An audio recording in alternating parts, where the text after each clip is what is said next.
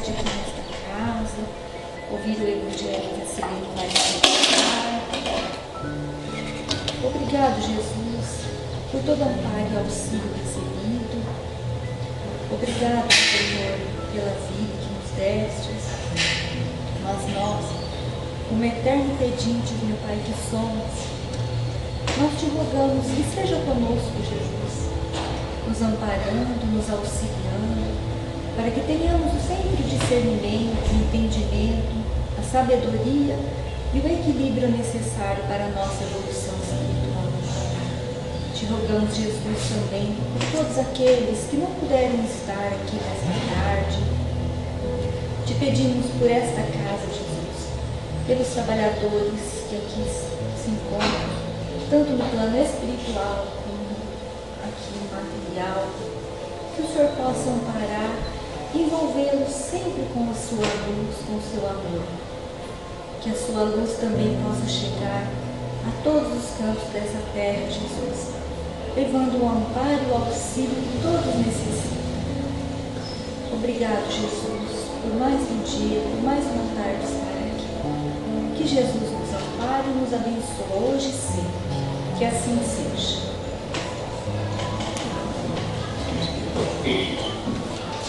Boa tarde a todos. É uma alegria, né? Essa casa deixa a gente alegre. É o refrigério da nossa alma. Gente, eu peguei esse livrinho aqui, de Neio Lúcio, Alvorada Cristã, psicografia do Chico Xavier. E abri assim. E encontrei uma historinha chamada, deixa eu ver, Decisão Sábia, na página 101, que é uma historinha que Neio Lúcio deve ter escutado. Jesus sempre contava historinhas, né? Jesus contava parábolas e contava histórias que era para justamente passar de pais para filho, né? Nas tradições da família, nas tradições da história do país, né?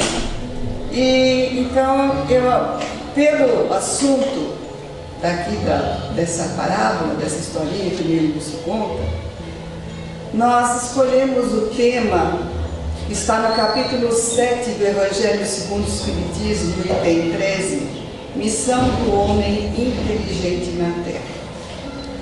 A gente, engraçado, a gente acha que só a pessoa que tem dinheiro tem obrigações, não é? De dar, de auxiliar o próximo. Então a gente pensa isso. Mas a inteligência nossa é uma fonte primordial da nossa vida. Porque é a inteligência que nos faz conhecer tudo.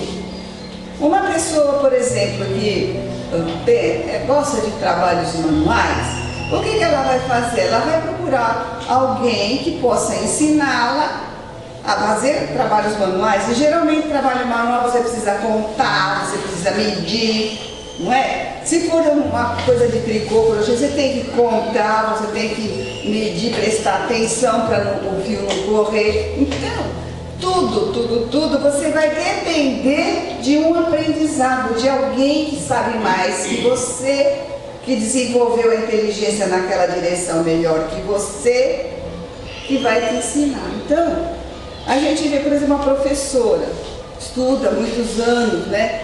Para quê? Para desenvolver toda a sua capacidade de raciocínio lógico, da sua inteligência, para depois passar por uma classe de alunos, não é?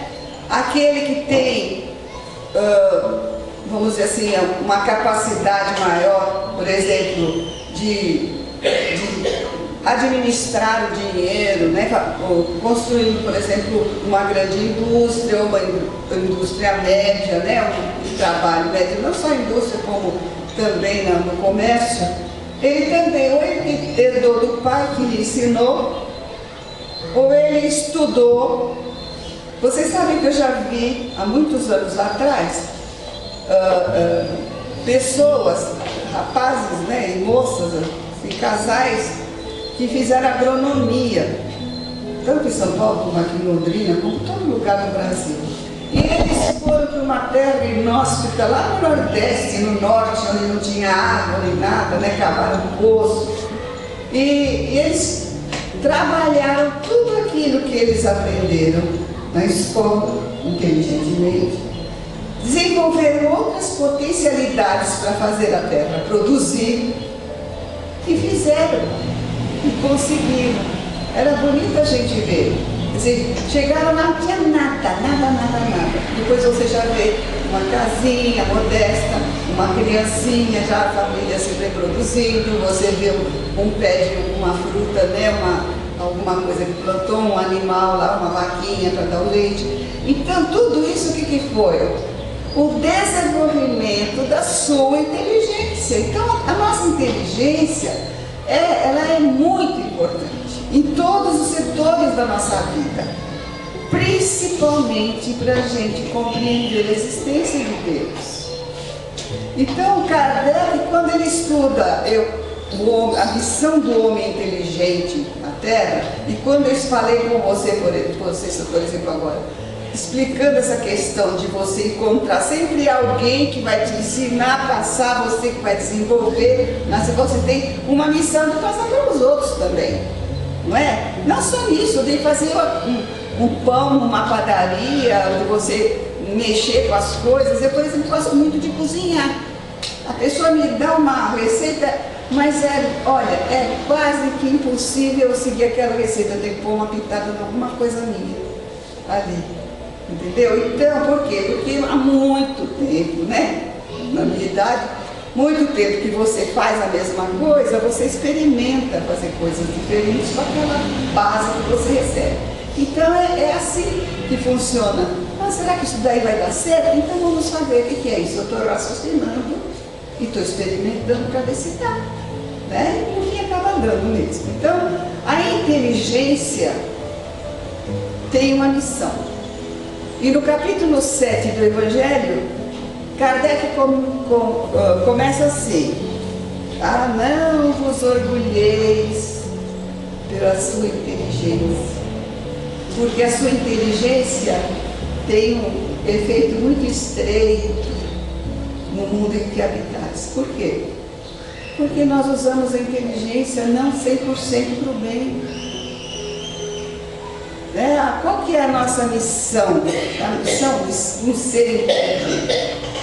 A missão de um ser inteligente, Deus nos fez nascer numa posição com alguém do nosso lado, que nos fez desenvolver a capacidade da nossa inteligência. Isso vem vindo, tá? Reencarnações e reencarnações, uma coisa que vai evoluindo. Então, se Deus nos deu essa oportunidade, Ele pelo menos espera que a gente use de uma forma útil. Para que eu tenho que ter inteligência? Para inventar alguma coisa para lesar alguém? É isso que a gente vê também nesse mundo, aqui na Terra. Por isso que Ele fala: não vos orgulheis. Por quê? Porque tem limites estreitos no planeta Terra, e é verdade. Nos mundos superiores, não é assim. Não é assim. Então, ele fala aqui, ele faz até um exemplo. Primeiro ele fala que a missão do homem inteligente é desenvolver nas criaturas, né, a religiosidade, vamos dizer assim, a existência de Deus, e eu passar para aqueles que me servem no meu trabalho, uma conduta que vai fazer com que eles acreditem em Deus também. É esse o objetivo.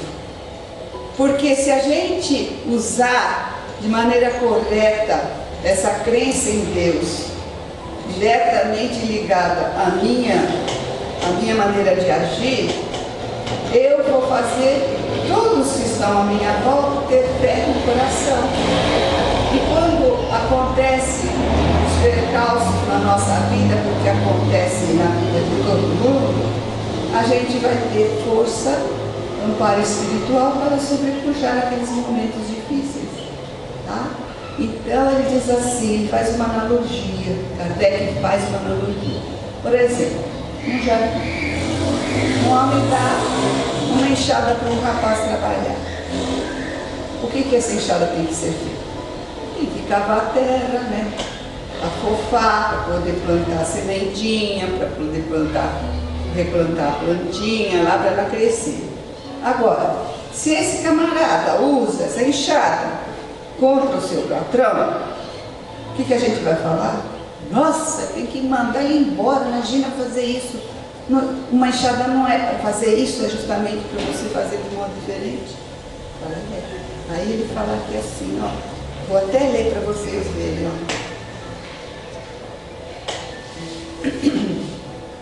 Pois bem, não ocorre o mesmo com aquele que se serve de sua inteligência para destruir a ideia de Deus e da providência entre seus irmãos? Não é que contra o Senhor a enxada que lhe foi dada para roçar o terreno, é analogia, mas o terreno é a força da fé, ele está querendo dizer assim. Tem ele o direito ao salário prometido e não merece, ao contrário, ser expulso desse jardim? E o será, não duvideis. E arrastará existências miseráveis e cheias de humilhações até que se curve diante daquele a quem tudo deve. Gente, tem muita gente que não acredita em Deus. Tem muita gente... Eu falo com vocês, assim, quando o meu neto nasceu, a minha filha trabalhava, o marido dela também trabalhava numa cidade vizinha, então eu ficava com o meu neto, e hoje tem 25 anos. Eu trazia ele aqui na frente, pegava ele no colo, quem é mais antigo vai lembrar, trazia ele aqui e falava para ele assim, ó, você é um espírito eterno, faz favor de se ligar. Depois de reviravoltas na vida, eles mudaram para Alta Floresta, lá no Pará, bem perto da divisa lá em cima, né? Do Mato Grosso, desculpe, quase divisa com o Pará, em Alta Floresta. E eu ia para lá e eles gostavam muito, cada vez que eu ia, ficava 15 dias lá com meu marido. Naquela época eu não tinha os velhinhos ainda na minha vida. E aí, então, o que acontecia? Eles pegavam os colchões dele e vinham para lá. E eu contava essas histórias que eu estou contando aqui para vocês, que veio o Lúcio, né? Eu já levava os livrinhos lá. E contava para eles todas as noites. Depois o avô contava outros tipos de história, inventava história e eles se divertiam. Então, eles ficavam atrás da gente o tempo todo, mas acreditavam em Deus. Chega aqui agora, depois de adultos, esse meu neto aí para Nahuel. E a primeira coisa que ele fez, ele falou, vó, Deus não existe. Eu não sei se também foi por causa dos problemas com a minha filha, né? Mas Deus não existe. E eu ficava triste com isso. E a minha mãe dizia assim, não fique triste, quando chegar a hora vai mudar. Então agora, ele está começando a mudar. Começando a mudar, a gente já vê que ele já pede, né, preces, já. Então, veja bem, a semente que a gente joga, ela frutifica aí para frente, né? Então aí, no final desse capítulo aqui, Kardec coloca assim, a inteligência é rica de méritos para o futuro, mas com a condição de ser bem empregada. Se todos os homens que dela são dotados se servissem dela segundo os desígnios de Deus, a tarefa dos espíritos seria fácil para fazer a humanidade avançar. Infelizmente, muitos fazem dela um instrumento de orgulho, de perdição para si mesmos. O homem abusa da sua inteligência como de todas as outras faculdades, e entretanto não lhe faltam lições para o advertir de que uma poderosa mão pode lhe retirar aquilo que ela mesma lhe deu. Ferdinando, Espírito Protetor, Bordeaux, 1862. Pois é, meus irmãos, cada um deve analisar, porque nós não temos uma encarnação só. Nós temos várias encarnações, N encarnações. Do tempo primitivo que nós conquistamos a razão até hoje, não podemos nem calcular quantas encarnações tivemos. A pressa não é de Deus, né? Quando a gente vê, por exemplo, espíritos que você vê que não tem condições de acompanhar o progresso aqui, os amigos espirituais às vezes falam que existem muitas moradas na casa do Pai. Então o Pai não vai dar assim para ele, falar assim, ó, você não tem jeito. Não. Cada um vai ser atraído pelas leis universais, a lei de amor universal, vai ser atraído pela luz que ele acendeu no seu coração, ou que ele nunca acendeu, tá escuro. Então ele vai ser atraído para um mundo relativo a essa luminosidade que ele tem. Então, estou falando aí do tal de Quiron, né? Que vem vindo e tal, né? E nós sabemos que nós estamos nos finais dos tempos, porque Jesus fez um sermão profético e ele fala: quando houver guerras, rumores de guerras, muita fome, muita doença, vamos dizer, terremotos, maremotos, quando que não está? Nós estamos aí, né? Dia a dia. Então, estamos em um momento só chegados, né, dessa separação do joio do trigo. Então, que a gente, todo aquele que tem bondade no coração, que está começando a trabalhar nesse momento assim, para melhorar a sua vibração, né, para tirar do coração o orgulho, né, ser um pouquinho mais humilde, tirar assim o egoísmo, só quero para mim, não, já estou começando a olhar o meu vizinho, que ele viva melhor. Todo mundo que já tem mesmo que seja uma pontinha, a gente vai continuar aqui, vai ter chance de continuar aqui, né? Mas eu justamente falei para vocês que foi por causa de uma historinha que tinha aqui nesse livro da Alvorada Cristã, do Ney Lúcio, e a historinha diz assim que um juiz sábio foi a uma festa, uma reunião de um homem muito inteligente e que ele propagou que ele tinha feito um invento que muita gente ia gostar. Aí o soberano falou, não, eu vou também junto, vestiu a melhor roupa bonitinha, tudo barato e tal, e foi. E o lugarejo foi inteiro lá assistir. Chegando lá, eles depararam com uma mesa grande, forrada de um feltro preto, cheio de buracos nas voltas e um monte de bolinhas coloridas de madeira que eram jogadas, mexidas por uns tacos, né, de marfim. Então, aqui, quando ele explicou o invento dele, já começaram, né, o invento ele explicou matematicamente, porque ele era um matemático, né? E ele então explicou todas as regras, o que valia e o que não valia ali, e aí as pessoas começaram a colocar os nomes numa lista, e então aquela lista todo mundo, né, ficava assim, os outros olhando e vendo, percebendo como é que se fazia, como se jogava. E passaram o dia inteiro, inclusive o rei, bebericando, comendo coisinhas e olhando e jogando daquela mesa. No finalzinho da tarde,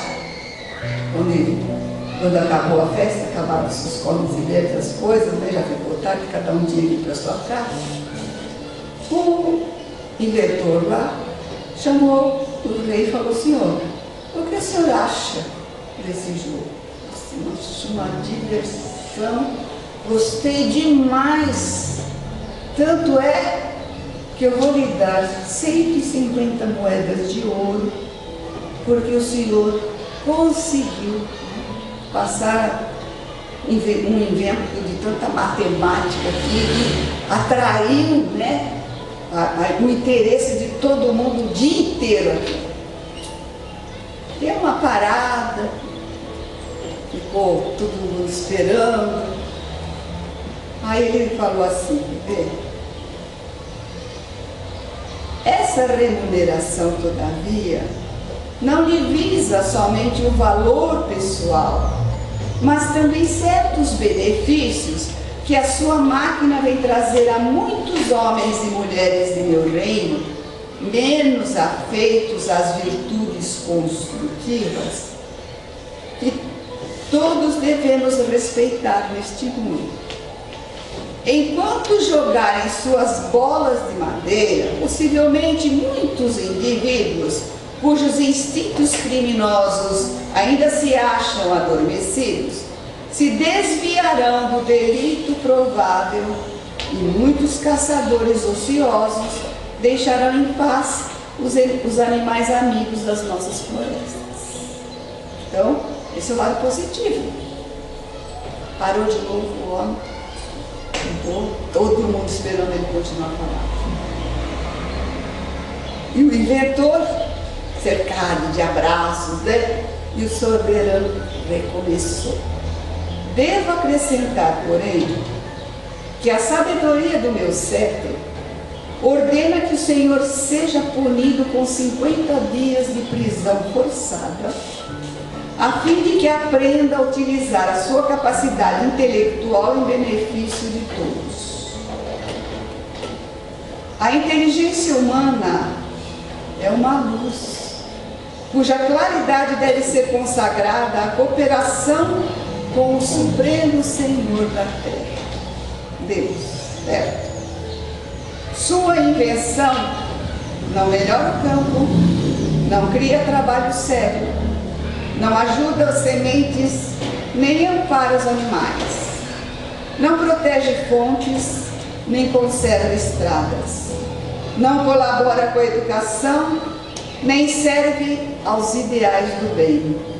Além disto, arrasta centenas de pessoas, qual se verificou neste dia conosco, a perderem valioso tempo na expectativa inútil. Olha o que o computador está fazendo. Volte aos seus abençoados afazeres mentais, mesmo no cárcere, e dedique sua inteligência à criação de serviço e utilidades em proveito de todos, porque se o meu poder o recompensa, a minha experiência o corrige. Quando o rei concluiu e desceu da tribuna, o inventor se fizera muito pálido. O povo não bateu palmas. Entretanto, toda a gente aprendeu, na decisão sábia do grande soberano, que ninguém deve menosprezar os tesouros da inteligência e do tempo sobre a terra. Quando eu li essa historinha, eu vi a responsabilidade nossa de estarmos encarnados na vida material aqui na terra. Somos ainda espíritos muito atrasados. Inclua-me também, viu, gente? Porque a misericórdia divina me fez nascer num berço que pudesse desenvolver, né, a crença em Deus, melhorar a minha fé, né? E depois a própria vida me trouxe para cá. Eu sou de São Paulo, capital, e me trouxe para cá 40 anos atrás, né? 41, então, mais ou menos. Eu vi. E depois eu conheci seu Hugo. Eu cheguei em Londrina, primeiro fui para Maringá, fiquei 6 meses lá, e no final do ano eu vim para Londrina. E quando eu estava em Maringá, me falaram, vai procurar seu Hugo em Cambé. E aí eu vim procurar o seu Hugo em Cambé. E o seu Hugo me mostrou o outro lado da moeda, me mostrou os evangelhos do Senhor. Fala do evangelho, minha filha, você nunca vai errar. Então, gente, a gente aprende, a gente começa a divisar novos horizontes na vida. A gente começa a criar em nós a força da fé, principalmente sabendo que a vida continua estuante de trabalho, ninguém morre, o que morre é só essa vestimenta que a gente recebe quando nasce no berço da nossa mãe, na barriga da mãe. Sabemos que como demorar 20, 30, 50, 100 anos, né? nas épocas de hoje, com a ajuda dos remédios, é fácil chegar acima de 90. Então, a gente agradece a Deus essa oportunidade de saber, de criar a fé e aceitar com resignação e coragem quando a gente perde alguém que é muito próximo a nós. Então, muita paz a todos. A minha reflexão na tarde de hoje é as responsabilidades que nós temos na nossa vida, não só conosco, com o tempo e com os amigos à nossa volta. Muita paz. Obrigada.